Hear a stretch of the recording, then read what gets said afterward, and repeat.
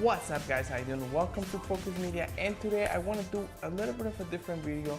It's been 3 months since I bought my Panasonic G85 and I wanted to do a quick 3-month review. So instead of talking about specs and performance, I just want to talk about the areas where I've used the camera the most and how do I feel about each one of them. So the first reason why I bought this camera is because of my YouTube videos.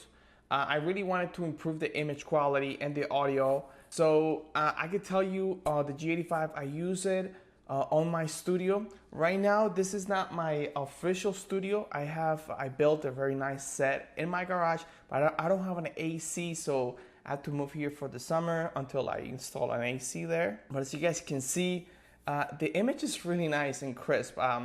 I tried different lenses. I tried the kit lens, and I really like the autofocus on the kit lens when I'm showing products.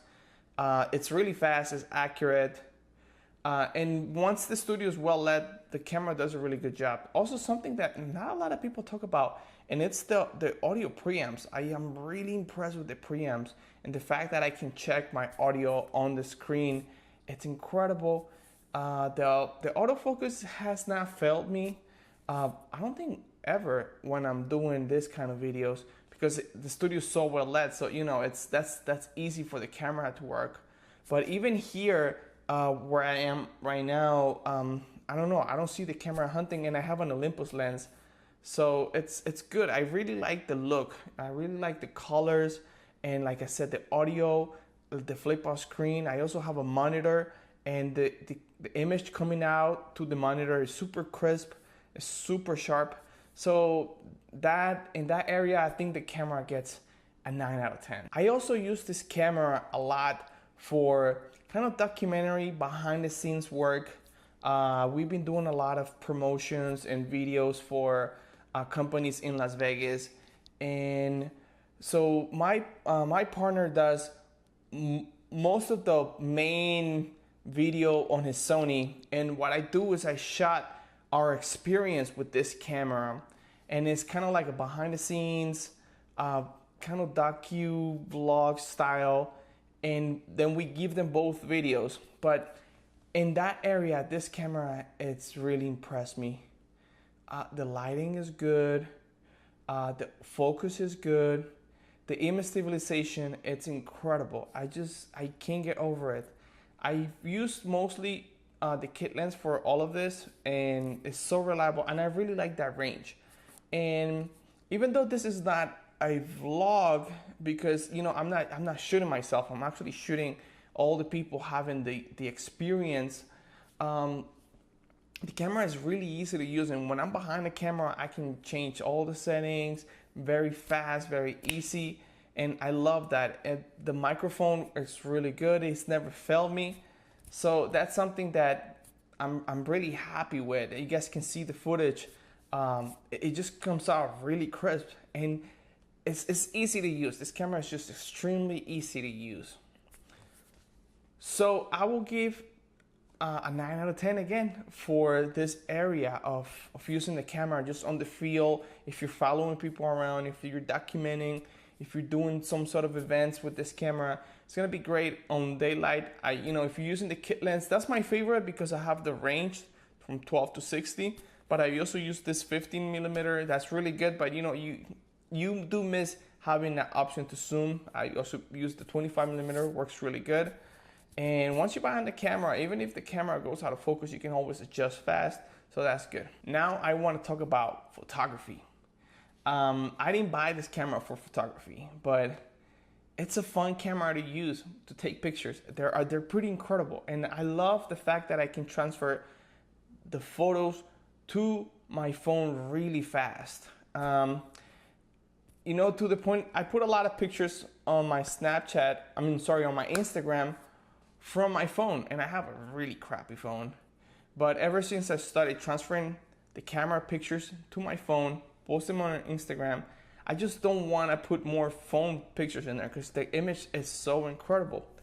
And I found myself doing something that I've never done before. I've gone out to shoot pictures only. That's how much fun I have taking pictures with this camera, and that's crazy. I'm 100% or 99% video, But the fact that this camera is so easy and the images are so beautiful, I'm being drawn to take more photography, portrait photography, street photography, landscape photography, and it's just so much fun. I didn't think it was gonna happen that I will fall in love with the photography because of this camera, but it's really good. Now, it's only 60 megapixels. I'm not a professional photographer. I'm not printing large, files. So I don't know if that's enough for professionals, but the camera, it takes incredible pictures. I always hear people like, oh, I would never take pictures with Micro Four Thirds. I'm like, really? Like, the camera is pretty amazing. So I'm gonna give, for photography, 8 out of 10, because it's really good. If you're trying to be a videographer for weddings, for commercials, for events, and you have a G85, I think you could do it. I just shot a wedding with this camera, and I'm not a wedding videographer. It was actually my first time shooting a wedding. I wanted to try it. I wanted to take this camera through spaces, and it's really good. I haven't had a problem. Gimbal work, just keep in mind, have a wider angle lens, keep your aperture, higher, and you're gonna get some beautiful gimbal work with the camera, and then close-ups, the focus is fast, it's accurate. I mean, I haven't had a problem. I hear all these people crying about the autofocus, and maybe I'm missing something. I'm not sure, but maybe I suck. I suck so much that I don't notice that I'm out of focus all the time, maybe. But I haven't found the problem. So I have to give this camera, for that, maybe I will give it a 7 out of 10, because I think there are better cameras if you're trying to work in events. Cameras that are just more heavy duty, maybe the G85, maybe like a Sony A7S. But overall, I'm just really impressed with that as well. Now let's talk about vlogging. This is, okay, so the camera, I think it will do really good. If you're trying to vlog with this camera, yes, it's really good for that. I personally don't like it because the size, it tends to be on the bigger side. I'm a family vlogger, so I have my kids with me all the time, and so it's not the greatest camera for me. I can see other people vlogging with it. Now, this is a camera that you always have to check focus, check exposure.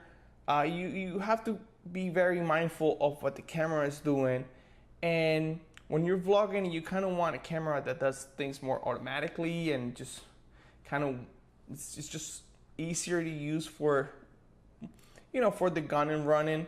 And it probably not the easiest, even though the image quality is pretty amazing. I still use my Canon G7X. The image quality, the image difference between this and my Canon is huge, but for the vlog, it does okay. But this camera, like I said, I wouldn't vlog with it. I'm gonna give it a 6 out of 10, but a lot of people like vlogging with this kind of cameras, so it might be good for them. So in conclusion, this camera it's amazing. I love the Micro Four Thirds system. I already own 3 lenses. I own a 50mm 1.7, 25mm 1.7, and my kit lens 12 to 60. It's funny because the more I use this camera, I don't go and just look at the image and just be like, oh wow, this camera really sucks. What happens is that when I look at the image, I'm like, wow, I need to get better at this. I need to get better at that. Like, the critic gets on me because I feel that the camera is so good. The camera is so accessible and it has so many options that it's kind of like passing the ball back to me. When I had my Canon, a lot of the things I will blame it on my Canon because I couldn't shoot 1080 in slow motion because the autofocus was just like trash, like completely like unusable, or because the stabilization, there was none. But with this camera, all these different things are there. Everything is there for the camera to succeed and to be to make you succeed, for you to be incredible. So it's crazy that this camera has just have me like analyze myself as a videographer, as a filmmaker, how to be better, how to shoot better, how to pose better, how to frame better, how to focus better, and that's great from such a little camera. You know, this is $1,000 camera. I think it's great for people that are trying to learn. If this is a great learning camera. You don't want a camera that does everything for you. You want a camera that lets you get amazing footage. And this is what this camera is. If you're trying to be lazy, go for the camera that does everything automatic and just shoot. But with this camera, all the options, all the different settings that it has is so you can get an amazing image. And I love that about this camera. All right, guys, on the negatives, I'm just trying to think, you know, the low light performance, not the noise in low light, but the autofocus, even the IVIS. I noticed that when low light, they don't perform as well. Sometimes the autofocus just completely gives up in low light. So that's something that, you know, it's a little bit annoying, but you know, you can fix it. Plus, I don't shoot in low light as much. So that's fine. And, you know, maybe the placement on the headphone jack still kind of bugs me a little bit. And the crop on the 4K, I'm still not used to the crop. It's a little bit annoying. But little nitpicky things, the app, I hate the app. Like, to actually monitor myself on the app, I really hope they update it because it's so outdated. Like, the user face is just so outdated. But other than that, the camera is really good. It's really, really, really good.